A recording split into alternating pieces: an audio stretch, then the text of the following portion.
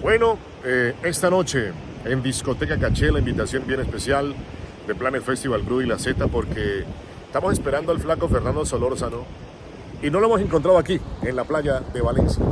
¡Ey! Flaquito, Entonces, ¿qué, mi compirri? ¿Bien o no? ¿Cómo va todo? Bueno, finalmente estamos aquí en Valencia, Fronto Cali.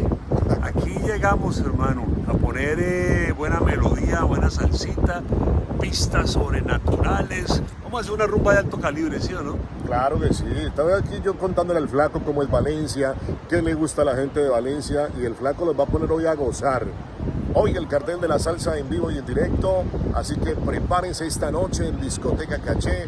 No me llegue tarde, porque es que la gente le gusta llegar tarde. ¿Cómo te parece, flaco? Sí, no, hay que madrugar un poquito, hermano. Tipo 11 ya estar ahí en la jugada, ¿sí o no? Sí, señor. Y después coge la suave, negro, que la rumba es larga.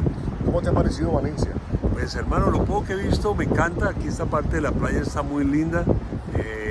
Caminamos por la que le dicen ahora la Roosevelt, ¿no?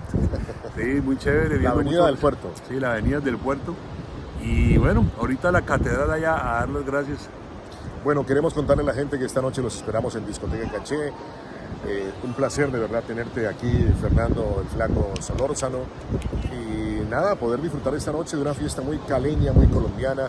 Invitar a los españoles y a toda la gente que te sigue en tus series de televisión, en tu faceta como DJ ahora aquí en la ciudad de Valencia, en este gran evento que la gente está esperando hoy, el cartel de la salsa. Así es, vamos a estar ahí entre conocidos, entre familia, fraternidad, fraternales, y pasándola bien, disfrutando ese aroma colombiano con la música, con la gente, con todo, con la energía que nos caracteriza a todos los de Cali, los del Valle, los de la costa pacífica, a los de Colombia en general, y de todos los latinos invitadísimos también.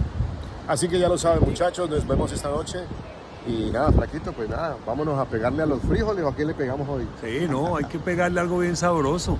Acá en una mezcla de comida española con comida colombiana, ¿sí o no? Claro que sí. Sí. Así que ya nos Bueno, vemos. nos vemos ahorita más tardecito.